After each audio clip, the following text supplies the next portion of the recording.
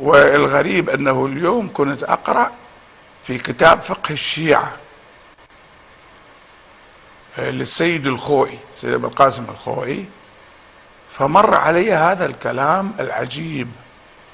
أنا سامع لكنه ما رأيته، لكن اليوم رأيته كما ذكره لي أحد المؤمنين من العلماء، فراجعت الكتاب صح.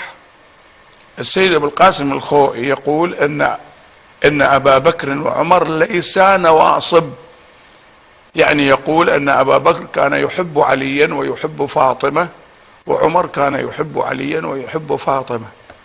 إذن أيها السيد الخوئي، إذا كان أبو بكر يحب فاطمة وعمر يحب فاطمة ويطيع فاطمة، فلماذا ماتت فاطمة وهي غاضبة على أبي بكر وعمر في صحيح البخاري؟ يعني كيف هذا؟ أنت ألم تقرأ صحيح البخاري يا سيدنا الخوئي؟ كيف تقول أن أبا بكر لم يكن ناصبيا، إنما كان يحب أهل البيت، يحب الإمام علي ويحب الزهراء؟ من الذي أخذ فدك من فاطمة الزهراء؟ أليس أبو بكر؟ من الذي انتزع الخلافة من علي بن أبي طالب؟ أليس أبا بكر؟ كيف هذا الكلام؟ يعني هذا الكلام حقيقة يهز الوجدان. أنا أسمع مرجع ديني كبير عندي ثقة فيه كبيرة يأتيني ويضربني على رأسي بالسيف ويقول لي أن أبا بكر كان يحب فاطمة من شيعة علي بن أبي طالب، أبو بكر وعمر عند السيد الخوئي. أي كلام هذا؟ وليش مطمطمين على الناس؟ لماذا لا تظهرون الحقائق للعالم؟ يعني أنا أمشي مع مرجع، هذا المرجع يقول أن أبا بكر كان من شيعة علي بن أبي طالب، أن أبا بكر كان من شيعة الزهراء، فمن الذي أغضب فاطمة؟ ومن الذي غصب فدك من فاطمة وانتزعها؟ ومن الذي كسر ضلع فاطمة؟ أيها السيد الخوئي، من الذي دخل بيت الزهراء وفتش حجرتها؟ من الذي أشعل النار في باب فاطمة؟ أليست فاطمة الزهراء أمك؟ أنت ابن رسول الله. هي هذه الحوزة اللي احنا ننتظر منها بعد ذلك دراسات وقمة وأصول وفقه وكذا، نصل إلى مرحلة أن أبا بكر وعمر ليس من النواصب. إذن فاطمة الزهراء كانت على خطأ، يعني أنت تخطئ الزهراء لما ماتت وهي غاضبة على أبي بكر وعمر. وهذه قضية معروفة في صحيح البخاري وفي صحيح مسلم. كيف توفق السيد أبو القاسم الخوئي؟ كيف توفق بين هذا وهذا؟ أنا أذكر اسمك لأني عند الزهراء خط أحمر، أنا لا أبالي هذا مرجع وهذا كذا، لا لا لا. لما أرى مرجع يحطم عقائدنا ويضربنا بالسيف على رؤوسنا ما أقول بشيء آخر، لا أنا أصرح بالكلام. هذا ينخر يفلش البيت، يهدم البنية التحتية، يهدم العقيدة، يهدم اليقين. إذا البخاري يقول ماتت فاطمة الزهراء وهي غاضبة على أبي بكر وعمر، جاء يسلم عليها ما ردت عليه بالسلام، وقالت لأمير المؤمنين في موضع قبري لا تسمح لأبي بكر وعمر يصليان علي. أين قبر فاطمة يا أيها السيد الخوئي؟ وين قبر الزهراء؟ الزهراء هكذا يعني مرة واحدة أنت وصلت إلى نتيجة أن أبا بكر من الشيعة المخلصين لفاطمة وللإمام علي؟ فمن الذي انتزع الخلافة من علي بن أبي طالب؟ من الذي ذهب إلى سقيفة بني ساعدة؟ من الذي شتم عليا على المنبر وفاطمة الزهراء موجودة في المسجد، ومثل أن الإمام علي إن هو إلا ثعالة؟ قال الإمام علي ثعلب شهيده ذنبه، وهاجم الزهراء والزهراء موجودة ووصفها بأم طحال، وهي امرأة أم طحال امرأة ساقطة في الجاهلية. كيف تقول هذا يا أبا القاسم الخوئي؟ كيف تقول هذا الكلام؟ أنا أحاججك أمام الله، والله العظيم أحاججك أيها السيد الخوئي، وكل مرجع ما يمشي عدل مع اهل البيت واخاصمه واحاججه امام فاطمة الزهراء. اذا لماذا نحن مشردون من بلد الى بلد؟ 40 سنة نحن مشردون من بلد الى بلد من اجل هذه الحقيقة، من اجل حفظ الزهراء وحفظ حقوقها وحفظ اهل البيت ومظلومية الرسول واهل البيت. والا انت تجي الان مباشرة تبين ان عمر ليس ناصبيا وان ابا بكر لم يكن ناصبيا، يعني نحن على خطأ. هذا يلائم اسبوع الوحدة ويلائم، لا هذا اضرب من اسبوع الوحدة. هذا اضرب، لانه المشكلة انك انت ما تستطيع ان تحكي مع مرجع، هذا غلط. مرجع يضرب الزهراء وما لك حق تجاوبه، ما لك حق تخاصمه، على اي اساس؟ ليس من حقك ان تسأل ابا القاسم الخوئي، لا تسأله وتحاكمه وتخاصمه وهو في قبره. ابو بكر من شيعة الزهراء لم يكن ناصبيا، وفي فقه الشيعة هذا الامر، في فقه الشيعة كتاب اسمه فقه الشيعة. كيف يكون هذا الكلام؟ هذه حوزاتكم، يعني لا تقول احنا نريد نضرب الحوزة، لا انا اضرب الحوزة التي تبرر ابا بكر وتبين انه من الشيعة ونحن على غلط والزهراء على خطأ. تبين الزهراء على خطأ، لان اذا كان ابا بكر ليس ناصبيا فلماذا الزهراء غضبت عليه؟ لماذا غضبت عليه فاطمة؟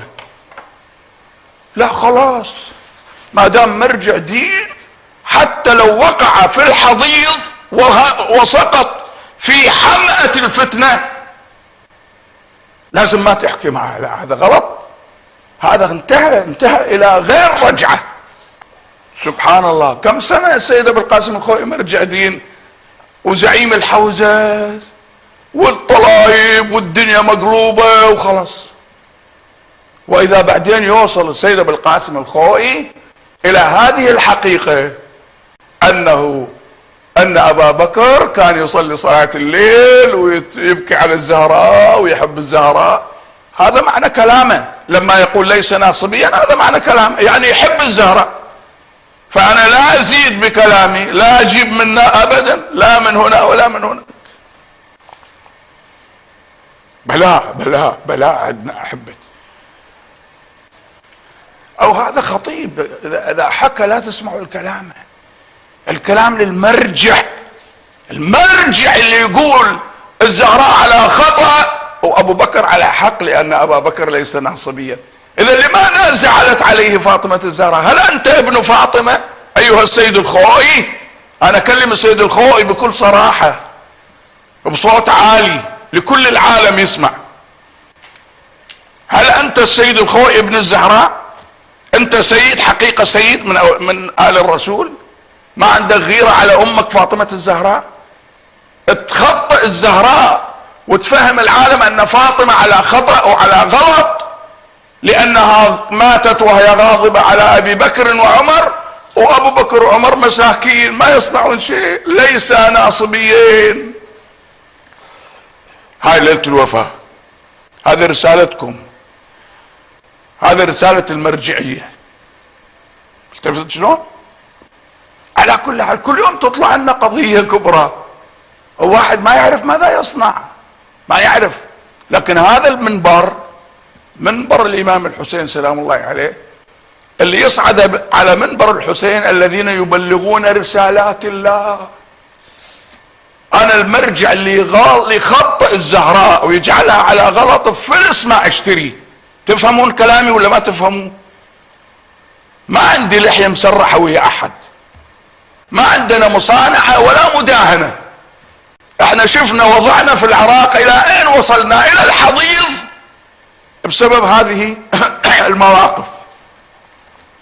ابو بكر ليس ناصبيا، عمر ليس ناصبيا، هذا السيد ابو القاسم الخوئي المرجع الاعلى يخطئ الزهراء، يغلط فاطمة، لا ويجعلوا انه هذا رأي له حالة من الرقي. هذا رأي الحوزة العلمية، لأنه هو رئيس الحوزة. تذكرون قلت لكم عندنا خطوط منحرفة بالحوزات.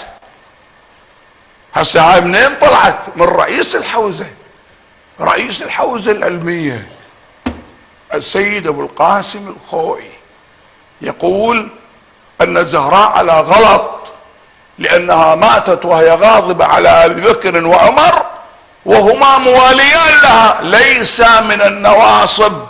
اسمعوا كلامه ماذا يقول. يقول ان ابا بكر ليس ناصبيا، فلماذا الزهراء ماتت وهي غاضبة عليه؟ اذن الزهراء على غلط.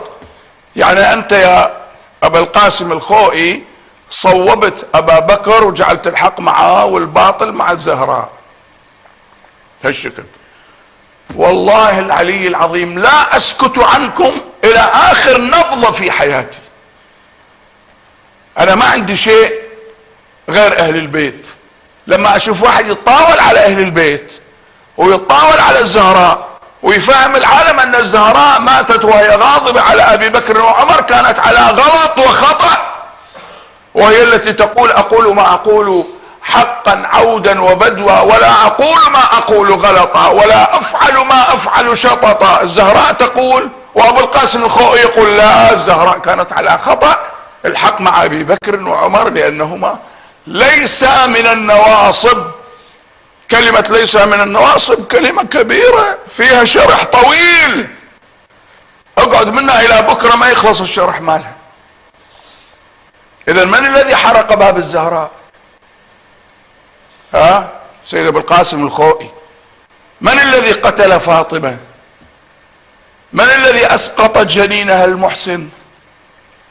هل تستقبلك الزهراء هناك؟ هل اجبت الملائكة على الامامة؟ من امامك؟ جاوبتهم امامك علي بن ابي طالب، وانت تقول ان ابا بكر وعمر ليس من النواصب. عندي كلام كثير مع ابو القاسم الخوئي وغيره، المراجع المنحرفين في العالم هؤلاء، اسمعوها مني وخذوها مني. الان تريد تهاجمني وتنتصر ابو القاسم الخوئي فانت حطب جهنم. من الان اقول لك انتوا الزعانف الذيلية اللي تريدون تاخذون هالكلام وتهاجموني، تفضلوا هاجموني، لانكم حطب جهنم تنصرون الباطل وتحاربون فاطمة الزهراء. انا ما قلت هذا الكلام الا انتصار لفاطمة، فانت اذا هاجمتني ماذا يعني؟ تنتصر لاعداء فاطمة. فهنيئا لك، خلص فهنيئا لك. قد رمى المهدي ظبيا شك بالسهم فؤاده، وعلي بن سليمان رمى كلبا فصاده، فهنيئا لهما كل امرئ يأكل زاده. هنيئا لكم. بعد ما في مصانعة، لا، وحق الحسين وحق سيد الشهداء وحق رأس الحسين اللي رفع على الرمح. ما نسمح لأحد، لا مرجع ولا غيره، لو الطبلون والزمرون على هالمراجع الى يوم القيامة. المرجع اللي ما يمشي على اهل البيت بفلس ما اشتري.